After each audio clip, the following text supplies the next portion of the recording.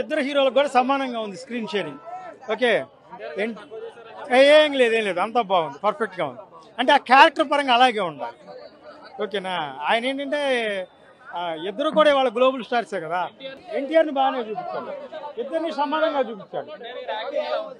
Acting గురించి కొత్తగా చెప్పేది ఉంది, సూపర్. ఎన్టీఆర్ ఆయన బోర్న్ స్టార్. ఓకేనా, చిన్నప్పటి నుంచి నటుడే. ఏ సినిమాకి ఆ సినిమాని అట్లా ఏం లేదు.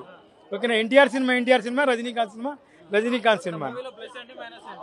మైనస్ ఏం లేవు. టోటల్గా చూస్తే ఇండియా కోసం సినిమా, వార్ 2 అంతే. Thank you. ఇద్దరిది బాగుంది. ఇద్దరు మామూలు స్టార్స్ కాదు కదా, ఇద్దరిది బాగుంది. Thank you. నో, ఇద్దరు సమానం. ఇండియా హీరో ఇక్కడ. డాన్స్ ఇద్దరు సేమ్ స్టెప్సే కదా. ఇప్పుడు ఎన్టీఆర్ మంచి డాన్సర్ అని మనకు తెలుసు, హృతిక్ రోషన్ మంచి డాన్సర్ అని మనకు తెలుసు. ఇద్దరు స్టెప్స్ సమానంగా ఉన్నాయి, ఇద్దరు పర్ఫార్మెన్స్ బాగుంది. లేదు, కరెక్ట్గానే ఉంది, బాగుంది.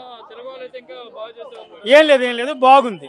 తెలుగు వాళ్ళు ఇంకా బాగు చేయకపోవడం అట్లా ఏం లేదు. ఇండియా లెవెల్లో సినిమా సూపర్. వరల్డ్ వైడ్గా హ్యాపీగా అందరూ చూడొచ్చు సినిమా. ఆల్ ఫ్యాన్స్ సినిమా చూడొచ్చు. Thank you. ఇది ఒక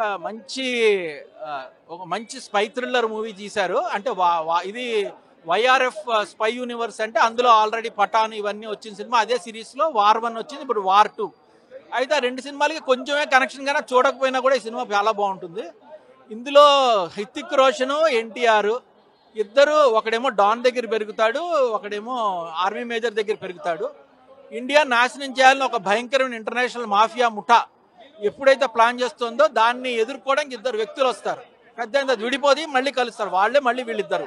అయితే డాన్ దగ్గర పెరిగిన వ్యక్తి ఏమో ఒక పెద్ద రా ఏజెంట్గా మారతాడు.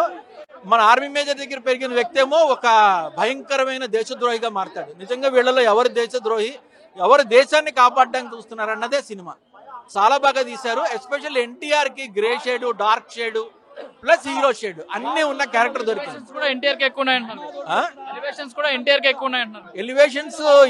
ఎలివేషన్స్ ఎన్టీఆర్ కి ఎక్కువ ఉన్నాయి కానీ క్యారెక్టర్ ని మాత్రం ఇద్దరికి ఈక్వల్ గా బ్యాలెన్స్ చేశారు.